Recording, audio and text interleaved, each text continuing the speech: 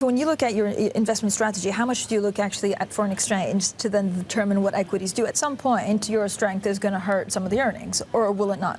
It does, and you have to look at the currency market, because if you look at earnings momentum in the US, it's been really strong, and that's driven by taxes. And if you look at earnings momentum in Europe, that has been weakening a bit, partly due to strong euro.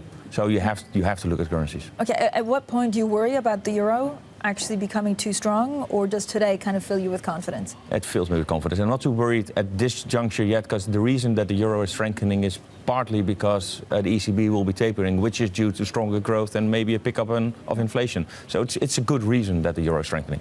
Okay, and we'll come back to some of the ECB dynamics. Mark, overall, what is moving currencies? Is it growth? Is it just central bank differentials, or is it something else? I mean, this seems to be more the kind of the shutdown concerns in DC.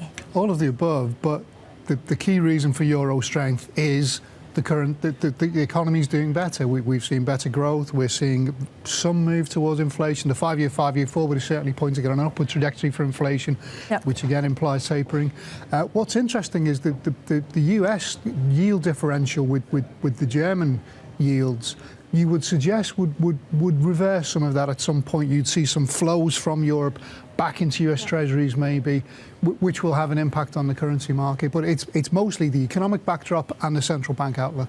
Yeah, Paul, when you look at, so you work on the MLive team, and this is great because it's like our internal blog. So if you're a Bloomberg user, you can go onto MLive and kind of follow, blow by blow, what's happening. Have there been any schisms or kind of big market moves that have been unexplained at all, or does it, as Mark is suggesting, really track some of the treasuries, for example? Yeah, well, I mean, if you're looking at the rates differential, that's clearly something that's not a big feature for currency markets right at this moment. It's all to do with kind of the long-term outlook for the region and what the ECB is going to do. And okay, so we don't even expect that the ECB is going to change course until at least September. We're on a kind of preset QE path for another several months, but because everybody knows that eventually that's going to come to an end, and then we're going to start thinking about when they begin to tighten monetary policy, that's kind of giving the currency the momentum at the moment.